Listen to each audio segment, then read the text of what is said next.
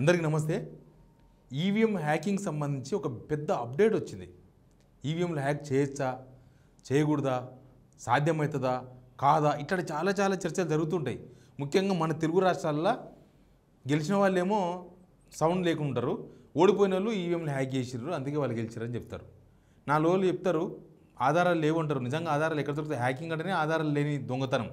Hacking అంటేనే దొంగతనం లేనిది, ఎవరు దొంగలు దొరకరు. ఎట్లా జరిగిందో నిరూపించడం కష్టం. ఇక నా లోలు మాట్లాడతారు, సైలెంట్ అయిపోతారు. చూడలేదా, ఏపీలో చూడలేదా, రకరకాల ప్లేసుల్లో చూసినాం. ఈవీఎంలు హ్యాక్ చేయవచ్చా చేయకూడదా అని ఒక పెద్ద అనుమానాలు, చర్చలు, కొంతమంది ప్రూఫ్ చేస్తామంటారు, ఇవన్నీ ఉంటాయి. కానీ ఒక పెద్ద అప్డేట్ ఏంటంటే, ఒక వీడియో చూపిస్తా. అమెరికాలో ఒక ఆఫీసర్, ట్రంప్ గవర్నమెంట్లో పనిచేస్తున్న ఒక లేడీ మాట్లాడింది. అక్కడ ట్రంప్ క్యాబినెట్ మీటింగ్లో మాట్లాడింది. ఆమె అగ్రరాజ్యం కదా, వాళ్ళే ఈవీఎంలు వదిలేసి బ్యాలెట్ వైపు పోదామని ఆలోచన చేస్తున్నారు. ఆ సందర్భంలో ఆమె చేసిన కామెంట్స్ ఒకసారి ఆ వీడియో చూడండి. వీడియో చూసే కన్నా ముందు ఈ వీడియో చూస్తున్న మీకు థ్యాంక్స్. సబ్స్క్రైబ్ చేసుకునే వాళ్ళు కింద సబ్స్క్రైబ్ అనే బటన్ ఉంది. మీరు ఒక సబ్స్క్రైబ్ చేసుకోవడం వల్ల మీకేం పోదు, కానీ సిగ్నల్ టీవీ కొంచెం బలంగా కనిపిస్తుంది చూసే వాళ్ళకి. కాబట్టి సిగ్నల్ టీవీకి సపోర్ట్ చేయండి, సిగ్నల్ టీవీ సబ్స్క్రైబ్ చేయండి, వీలైతే వీడియో షేర్ కూడా చేయండి. ఈమె పేరు వచ్చి మనం ఫస్ట్ తులసి గబ్బర్డ్. తులసి గబ్బర్డ్ ఎవరంటే director of national intelligence, former presidential candidate and congresswoman soldier, ఇంకా రకరకాల వ్యవహారాలు ఉన్నాయి. Director of national intelligence, director of national intelligence అమెరికాలో, ఇక్కడ కాదు. ఆమె మాట్లాడింది వినండి ఒకసారి మీరు. That we're investigating, we have the best of the best going after this. Election integrity being one of them.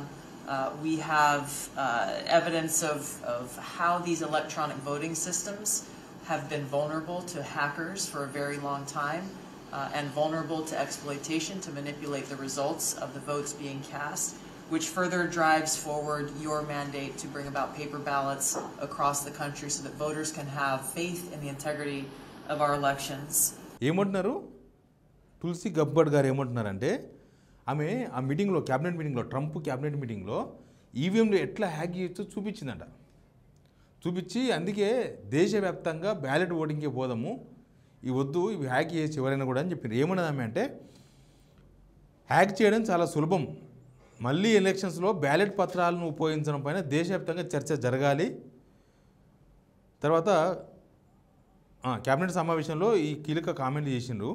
ఈవీఎంల భద్రతా లోపాలను ఆమె ఆధారాలతో సహా ఈ సమావేశంలో నిరూపించారట. ఆధారాలతో సహా అంటే ఎట్లా హ్యాక్ చేస్తూ చూపించారట.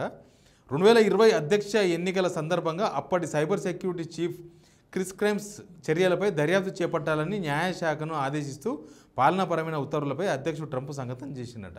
మా ముందు రోజు చేసిండు. 2020లో ఏమైందో తెలుసు కదా, ట్రంప్ ఓడిపోయిండు. అక్కడ ఒక అతన్ని ఎవరంటే సైబర్ సెక్యూరిటీ చీఫ్ ఆయన ఏదో హ్యాక్ చేసిండు ఆయన అనుమానం మీద, దాని మీద విచారణ జరిపించాలని ఆయన పెట్టిండు.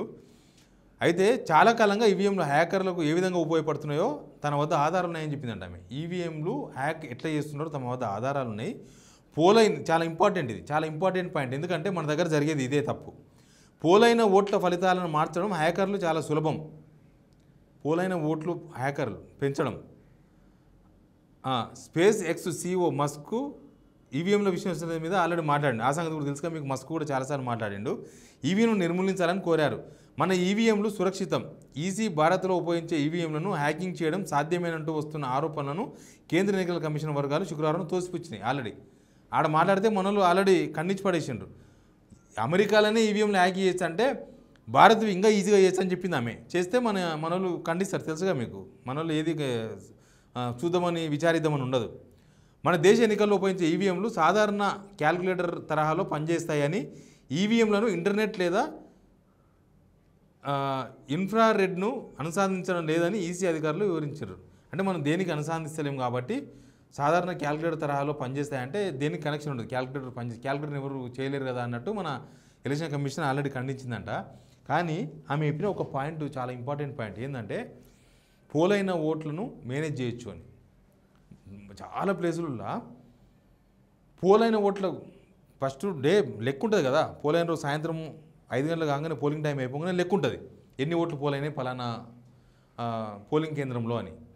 కానీ కౌంటింగ్ వచ్చే వరకు పెరిగిపోతున్నాయి అవి. మంగళగిరిలో అయింది కదా, ఎక్కడనో కాదు. నారా లోకేష్ ఇప్పుడు ఎమ్మెల్యే ఉన్నారు అక్కడ నుంచి. అక్కడనే దాదాపు 27-28 వేల ఓట్లు ఎక్స్ట్రా వచ్చిందని చెప్పి ఆధారాలతో సహా బయట పెట్టినారు కొంతమంది. కొన్ని ప్లేసుల్లో అయితే అసలు అక్కడ వైసీపీకి ఓట్లు వాళ్ళే, ఆధారాలు లేవని జగన్ వదిలేసిండు. ఇవి ఒక్క ఆంధ్రప్రదేశ్లో ఒక తెలంగాణలో కాదు, మన భారతదేశంలో చాలా ప్లేసుల్లో ఇవే అనుమానాలు వస్తున్నాయి. ఈవీఎంలు హ్యాక్ చేయొచ్చు, పోలైన ఓట్లకు కౌంటింగ్ ఓట్లు పెరిగిపోతున్నాయి. ఒక్కొక్క దగ్గర వన్ సైడ్ ఓట్లు ఎట్లా పడుతున్నాయి, ఒక్కొక్క దగ్గర ఒక్కొక్క పోలింగ్ సెంటర్లో 80% ఓట్లు ఒకటే పార్టీకి పడుతున్నాయి. ఎక్కడో అనుకుంటా మహారాష్ట్రలో వాళ్ళ ఊర్లో అసలు బీజేపీకి ఓట్లు పడమంట, బీజేపీ లేదంట వాళ్ళ ఊర్లో. అయితే వాళ్ళు ఎలక్షన్ అయిపోయింది, కౌంటింగ్ అయిపోయింది, అన్నీ అయిపోయిన తర్వాత వాళ్ళకే అనుమానం వచ్చింది ఊరోళ్ళు. అరే మన ఊర్లో ఇన్నిగానం ఓట్లు ఎట్లా వచ్చినాయి బీజేపీకి, రాకూడదు కదా అసలు, బీజేపీ ఆడుంది, ఎవరో 2-3 పిల్లలు తప్ప ఎవరున్నారని చెప్పేసి మళ్ళీ వాళ్ళందరూ వాళ్ళే ఊర్లో ఒకటి మాకు పోలు పెట్టుకున్నారంట. పెడితే 80% ఓట్లు వేరే వాళ్ళకి వచ్చినాయంట, వీళ్ళకి అందరూ కలిసి. బీజేపీకి 20% ఓట్లే వచ్చినాయంట. వాళ్ళకి అనుమానం వచ్చి వాళ్ళు పెట్టుకున్నారు మహారాష్ట్రలో. మరి ఈవీఎంల మీద చాలా అనుమానాలు ఉన్నాయి. ఇవి ఎవరు దీనిను ఈ పార్టీలు, రాజకీయ పార్టీలు కూడా ఎలక్షన్స్ వచ్చినప్పుడే మాట్లాడి ఓడిపోయినప్పుడే మాట్లాడతాయి, గెలిచినప్పుడు మళ్ళీ ఈవీఎంల గురించి మాట్లాడరు. గెలిచినా ఓడిపోయినా వాళ్ళు మాట్లాడితే మీ మాటకు వాల్యూ ఉంటుంది. అప్పుడు ఎలక్షన్ కమిషన్ ఎవరైనా క్వశ్చన్ చేయొచ్చు. మీరు ఓడిపోయినప్పుడు ఈవీఎంలో తప్పని, గెలిచినప్పుడు ఈవీఎంలు కరెక్టే ఉన్నాయని అసలు లేకపోతే పల్లెత్తు మాట మాట్లాడకపోతే అది ఎలక్షన్ కమిషన్కి ఛాన్స్గా మారిపోయింది కదా. ఇప్పుడు అదే జగన్ మొన్న ఆరోపణలు చేసిండు, అదే జగన్ పోయినసారి గెలిచిండు, మరి అదే ఈవీఎంలో గెలిచిండు కదా. ఎందుకు కాంగ్రెస్ గవర్నమెంట్ తెలంగాణలో ఈవీఎంలో గెలిచింది కదా. హర్యానాలో బీజేపీ గెలిస్తే రాహుల్ గాంధీ అన్నాడు ఈవీఎంలో హ్యాక్ అయినాయి అక్కడ అని. మహారాష్ట్రలో బీజేపీ గెలిస్తే ఈవీఎంలో హ్యాక్ అయినాయి అన్నాడు, బీజేపీ కట్టెట్లు వచ్చినాయి అన్నాడు. ఏపీలో కూడా చాలా అనుమానాలు ఉన్నాయి. ఏపీలో బీజేపీ గెలవడం ఏంది అని అనుమానాలు ఇప్పటికీ ఉన్నాయి. బీజేపీ ఎంపీలు గెలవడం అయింది, బీజేపీ ఎమ్మెల్యేలు గెలవడం అయింది ఏపీలో. పవన్ కళ్యాణ్ స్ట్రైక్ రేట్ 21 సీట్స్కు 21 ఎట్లా గెలిచారు, ఇట్లాంటి చాలా చాలా అనుమానాలు ఉన్నాయి. బట్ అమెరికాలో వాళ్ళు మాట్లాడినారు, అమెరికాలో కొద్దిగా మనకన్నా టెక్నాలజీ ఫాస్ట్ ఉంటుంది కదా, వాళ్ళు చెప్తున్నారు భారత్లో కూడా అంత వీకే అని చెప్తున్నారు వాళ్ళు. మరి ఇక్కడ ఉన్న ఈవీఎంల మీద ఎవరు మాట్లాడాలి, ఏం మాట్లాడతారు, అసలు బ్యాలెట్ పేపర్ మీద ఎందుకు జరగకూడదు. బ్యాలెట్ పేపర్ మీద జరిగినప్పుడు ఇట్లా అనుమానాలు ఏం లేవు ఎవరికి. బ్యాలెట్ పేపర్లు ఏమైనా జరిగితే రిగ్గింగ్ జరుగుతుంది, లేకపోతే ఆ డబ్బాలు ఇంకు పోసేసి మళ్ళీ రీపోలింగ్ జరుగుతుంది, ఇట్లానే జరుగుతాయి. ఇప్పుడు మన దగ్గర సర్పంచ్ ఎలక్షన్స్, ఎంపీటీసీ ఎలక్షన్స్ జరుగుతాయి, అక్కడ ఏం అనుమానాలు ఉండవు నిజంగా కూడా. ఈవీఎంలో అసలు అనుమానాలే ఉండవు. ఏమైనా జరిగితే రీపోలింగ్ అవకాశాలు ఉంటాయి, లేకపోతే ఇంకేదో జరుగుతుంది. కానీ అసలు మన చాలా ప్లేసుల్లో జరుగుతుంటాయి అట్లా. అరే మా కాన్స్టిట్యున్సీలో లేకపోతే మా కుటుంబంలో 5 ఓట్లు ఉంటే నాకు ఒకటే ఓటు ఉంటుంది, మా కుటుంబ సభ్యులు 4 నాకు ఓటే లేదా, అట్లాంటి క్వశ్చన్స్ రేజ్ అవుతాయి. ఎనీవే ఈవీఎంల మీద ఒక బిగ్ అప్డేట్ ఇది, హ్యాకింగ్ మీద.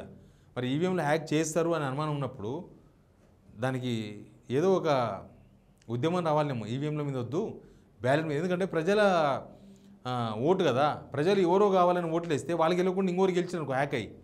ఇంకా ప్రజాస్వామ్యంలో ప్రజల తీర్పుకు ఏముంటుంది, వాల్యూ ఏముంటుంది. ఎనీవే అమెరికా నుంచి ఎవరో మాట్లాడుతూనే ఉంటారు, మనో లేదు చూస్తూనే ఉంటారు, కౌంటర్లు ఇస్తూనే ఉంటారు, అది వేరే విషయం. కానీ ఈవీఎంల మీద రాజకీయ పార్టీలే ఫైట్ చేయాలి ముందు, తర్వాత ప్రజలు వస్తారు దానిలోకి. ఎందుకంటే గెలిచేది మీరే, ఓడిపోయేది మీరే కాబట్టి. చూద్దాం ఏం జరుగుతుందో. Please subscribe signal TV.